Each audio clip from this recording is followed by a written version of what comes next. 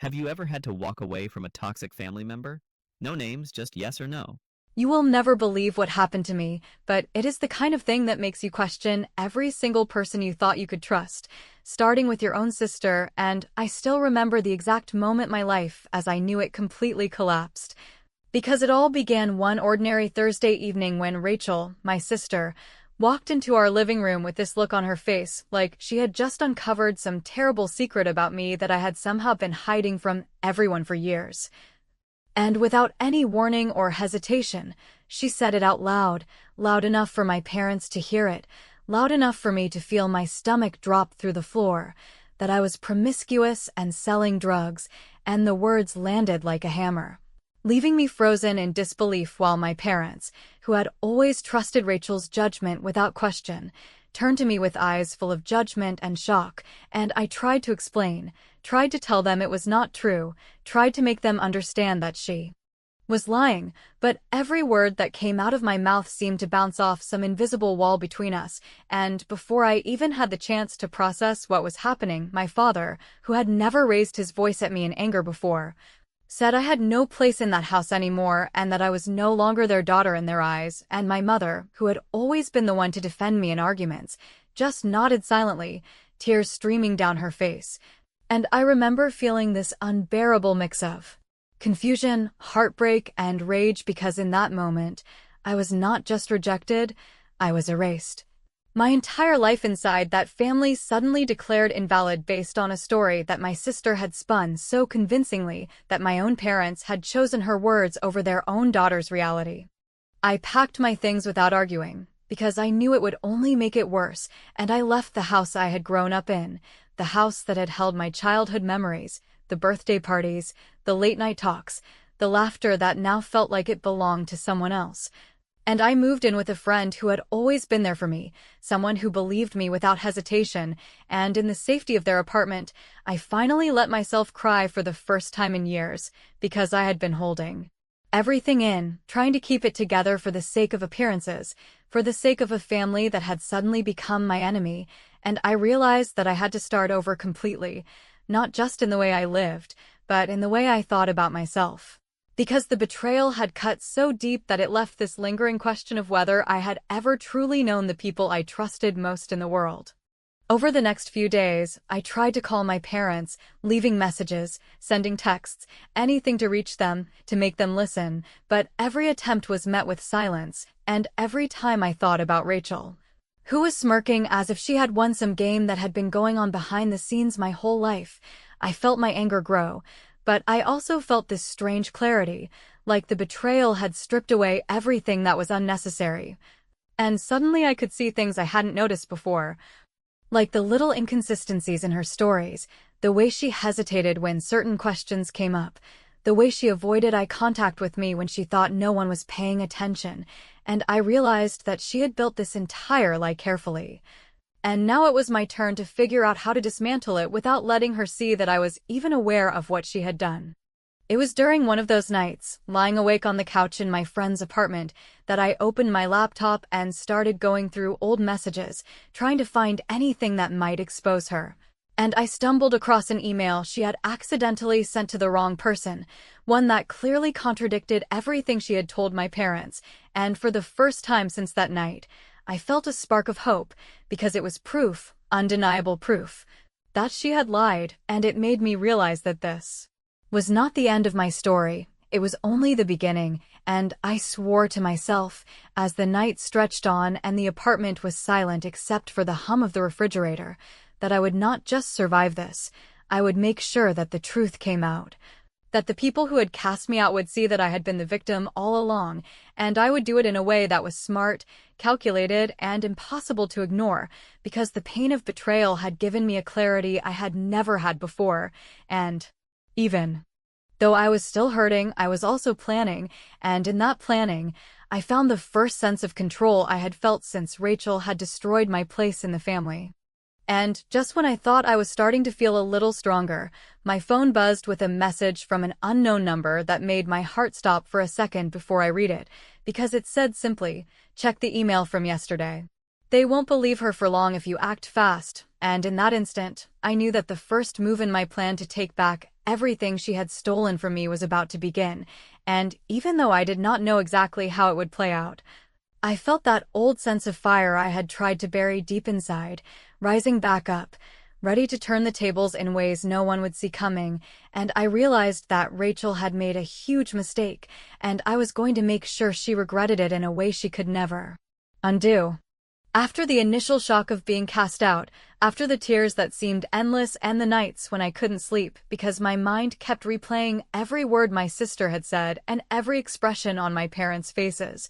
I realized that I had no choice but to start over completely, not just in terms of where I lived or who I trusted, but in the very way I thought about myself, and so I moved in with my best friend,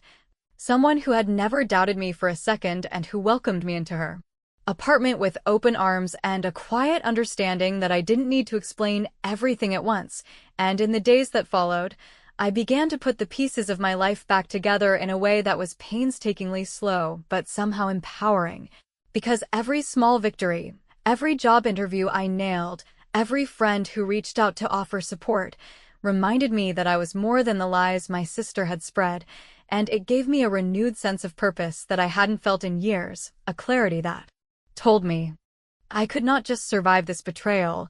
I could turn it into something that would make my sister regret ever thinking she could destroy me.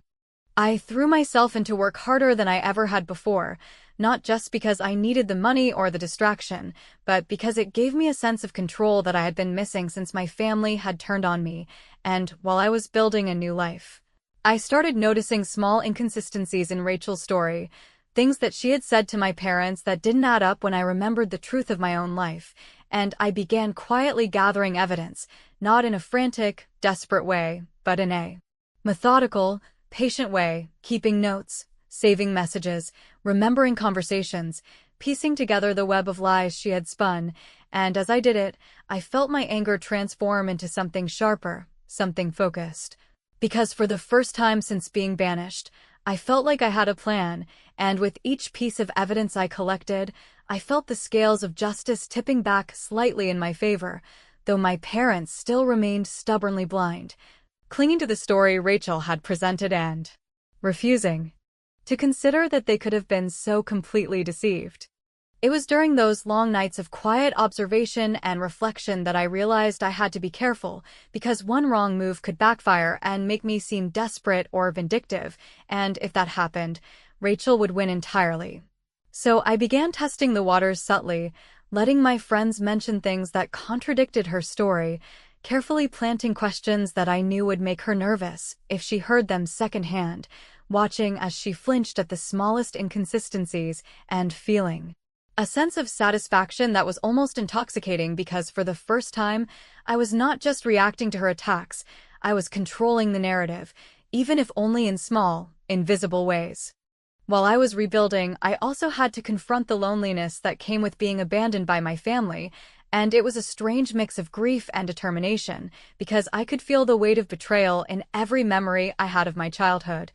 Every laugh and every family tradition that now seemed tainted, yet at the same time, that weight became a fuel, a quiet insistence that I could not allow Rachel's lies to define the rest of my life, and so I focused on creating a version of myself that was stronger, more independent, and ultimately untouchable, a version that my sister could never manipulate, a version my parents might eventually have to reckon with, and in those quiet moments,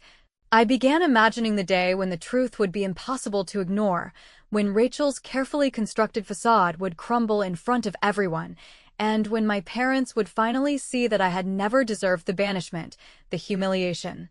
or the lies that had cost me so much. As the weeks passed, I discovered a crucial piece of evidence almost by accident, something my sister had carelessly sent in an email that was meant for someone else. A message in which she contradicted herself and revealed, without even realizing it, that she had been lying the entire time, and holding that proof in my hands, I felt a surge of validation and resolve because I now had something concrete, something undeniable, and I knew that from that moment forward, I could act strategically, patiently and with precision, ensuring that when I finally moved against her, there would be no way for her to spin the story or escape accountability. And I began planning quietly, knowing that the smallest, smartest moves would make the biggest impact in the long run. It was during this period of rebuilding and observation that I started understanding something critical about my parents as well, that their love was real but flawed, that they had been blinded by my sister's charm and manipulations. And while it hurt to realize that they could be so easily deceived, it also taught me that when the time came, I could not just expose Rachel's lies to them. I had to do it in a way that made them see the truth without feeling attacked, because otherwise, the results would not stick. And so I set up a slow, deliberate plan, watching, listening, and waiting for the moment when everything would line up perfectly. And as I lay awake one night, reviewing every detail I had gathered, every lie Rachel had told, and every weakness I had observed, I felt a strange combination of excitement and calm, because for the first time since being thrown out, I felt in control, and I knew that the story was far from over, that the revenge I had only just begun to plot would soon unfold in ways that would leave no doubt about who had truly been in the right, and the thought of it filled me with a quiet satisfaction that I had not allowed myself to feel in months. After weeks of quietly observing, collecting evidence, and carefully planning my every move, I realized that patience had become my most powerful weapon, because rushing in would have exposed me to unnecessary risks, allowed Rachel to manipulate the situation further, and might even have destroyed any chance of convincing my parents of the truth. So I spent hours analyzing every interaction, every inconsistency in her stories, and every weakness in her carefully cultivated persona, and I began laying subtle traps, not cruel ones, but clever, strategic situations where her lies would be challenged in ways that seemed organic, unplanned, and impossible to deny. And the thrill of orchestrating these moments gave me a sense of control and empowerment I had never experienced before, a quiet, almost addictive satisfaction that came from knowing that the person who had caused me so much pain was about to face consequences without even realizing it until it was too late. I started with small social situations, inviting mutual friends to casual gatherings while subtly bringing up topics I knew she had lied about, watching as she hesitated, her body language betraying the tension she was trying so desperately to hide. And when she tried to recover with her usual charm, I could see the cracks beginning to form, little fissures that only someone paying close attention could notice, and I made sure to notice, to record, and to remember every detail, because I knew that these moments would build the foundation for a confrontation that would be undeniable, unarguable, and utterly satisfying, and it gave me a strange sense of vindication, this feeling that for the first time, I was not just a passive victim, but an active architect of the truth, quietly dismantling the lies that had upended my life.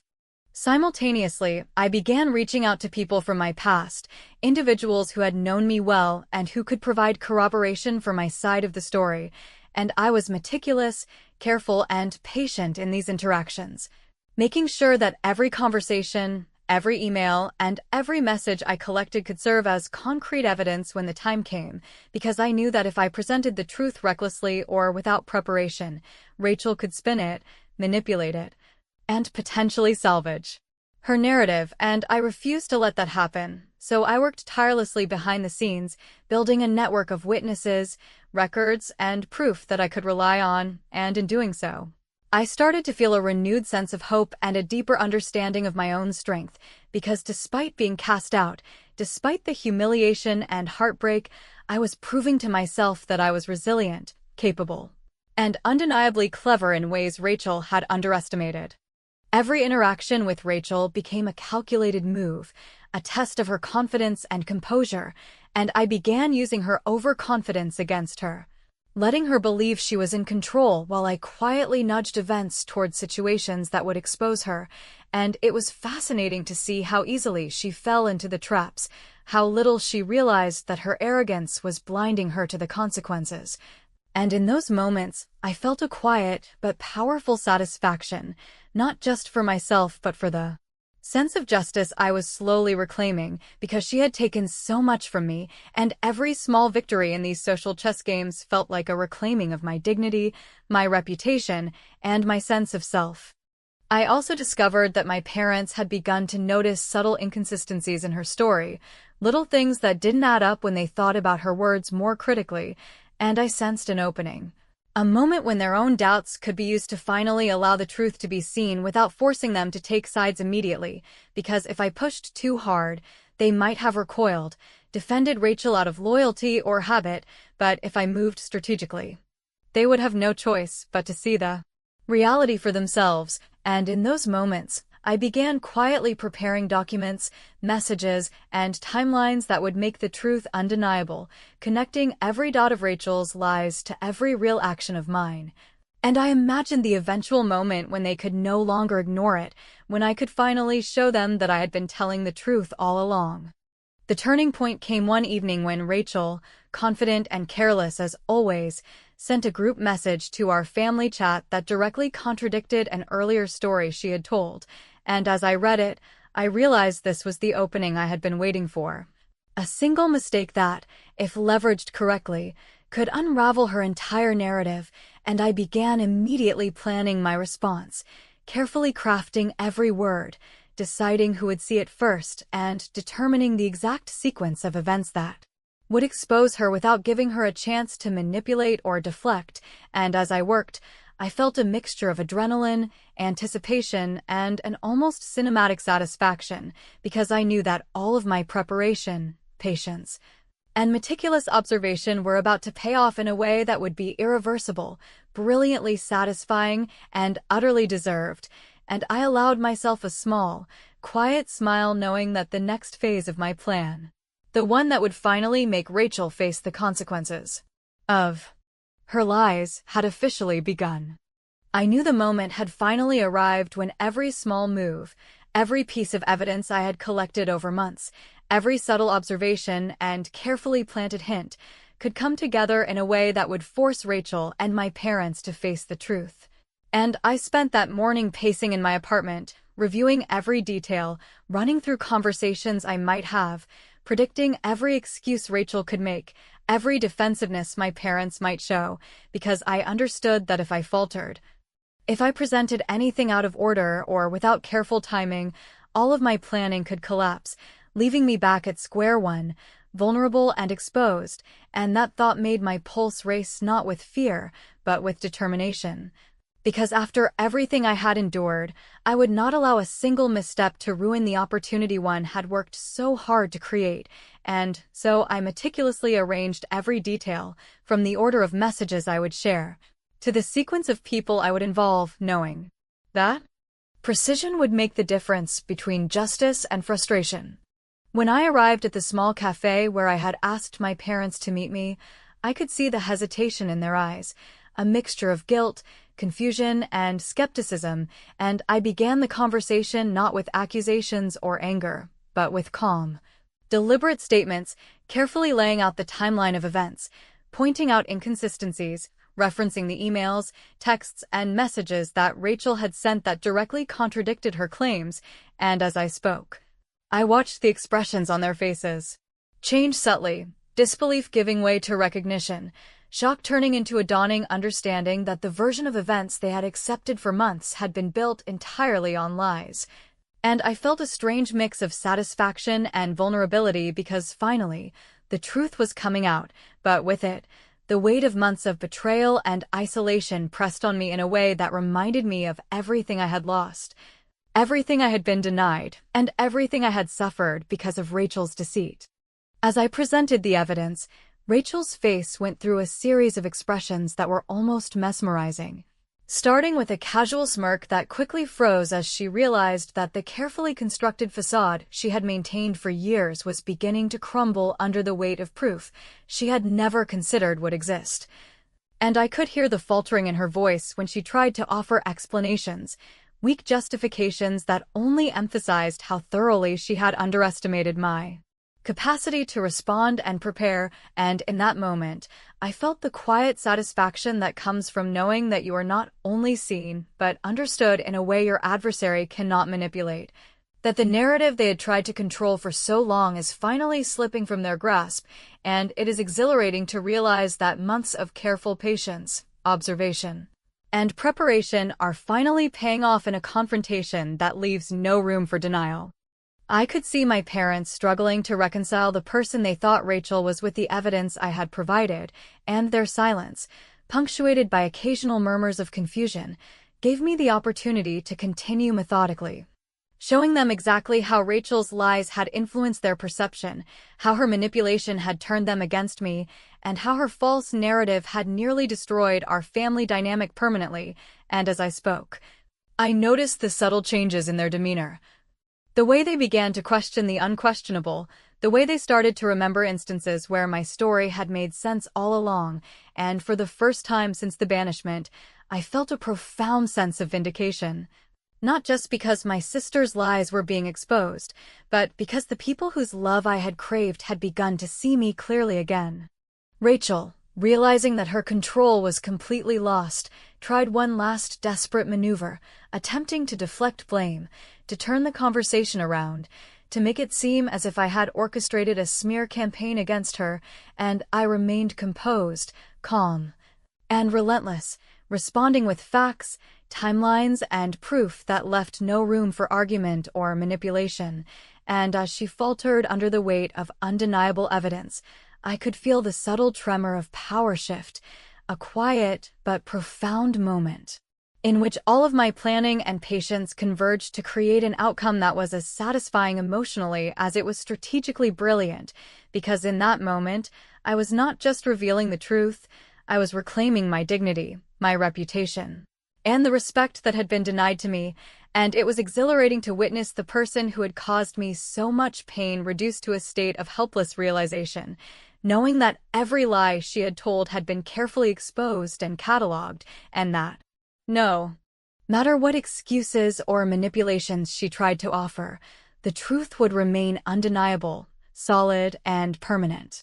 When the conversation ended and Rachel slunk away, her expression a mixture of anger and disbelief, I could finally allow myself to breathe, to acknowledge that the plan I had so meticulously developed had worked perfectly, that the years of patience, observation, and strategic preparation had led to a confrontation that was not only morally satisfying but emotionally powerful. And as I looked at my parents, their faces a mixture of guilt, shame, and newfound understanding, I realized that the moment of realignment had arrived, that our family dynamic could finally begin to heal, though the echoes of betrayal would linger, and I allowed myself to feel the weight of what had been accomplished, knowing that the brilliance of this long game had been fully realized, that Rachel's lies had been defeated not through rage, but through patient, strategic intelligence, and that my victory, though quiet and precise, was complete. The day of my wedding arrived with a strange combination of anticipation, nerves, and quiet satisfaction, because after months of planning, observing, collecting proof, and orchestrating moments that would expose Rachel and force my parents to confront the truth, I finally knew that everything I had worked toward was about to culminate in a single, decisive moment that would bring years of betrayal, lies, and humiliation to a close. And yet, despite the excitement of marrying the person I loved and had chosen to share my life with, I felt a heightened awareness that nothing about this day could be ordinary, that every detail could either reinforce my victory or allow old wounds to resurface, and so I approached it with the precision, patience, and focus that had defined the entire process of reclaiming my life and reputation, aware that the emotional payoff I had envisioned depended on timing, execution, and the careful management of every interaction in which Rachel, or my parents, might attempt to interfere or deflect. As I walked into the venue, I noticed the subtle tension in the air when certain guests arrived, and I recognized the carefully constructed masks that people wore when they were unsure which version of events they were supposed to acknowledge. Because my confrontation with Rachel and my parents had shifted the dynamics permanently, but social habits and fear of awkwardness had not yet caught up, and I used this awareness to position myself strategically, greeting those who had supported me, exchanging quiet acknowledgments with friends who had witnessed my perseverance, and letting every gesture, every smile, every carefully chosen word reinforce the narrative I had worked so hard to establish. creating a subtle yet undeniable aura of confidence and credibility that made anyone who had doubted me pause and reconsider the assumptions they had once held about who I was and what I deserved. Rachel arrived later, as she always did, carrying the same smugness and overconfidence that had fueled her lies for years, and I could feel the subtle shift in the room when she attempted to assert herself, trying to create tension, but I was fully prepared.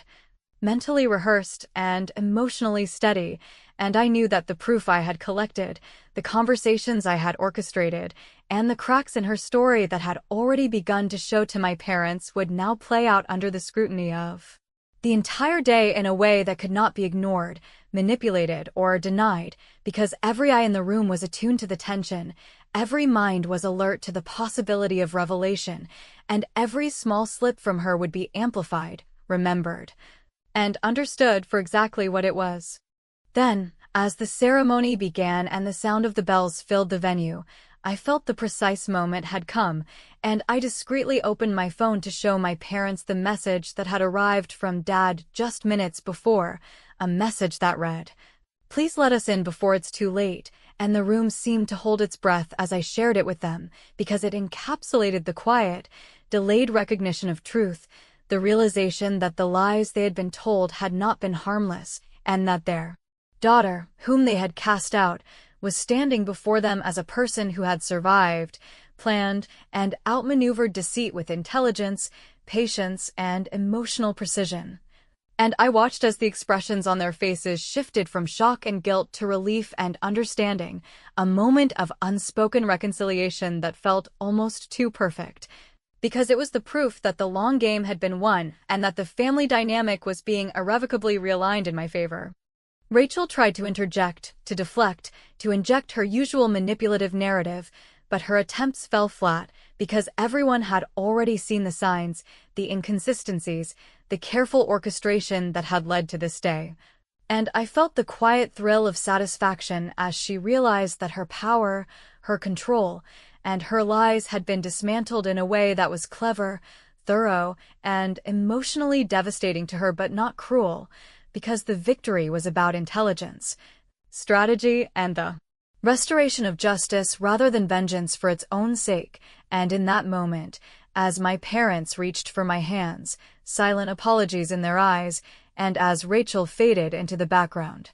I allowed myself to fully experience the culmination of months of careful planning, observation, and patience, knowing that every move I had made had led to this brilliant, deserved outcome, that I had reclaimed my dignity, my voice, and my family, and that the final act of revelation had been executed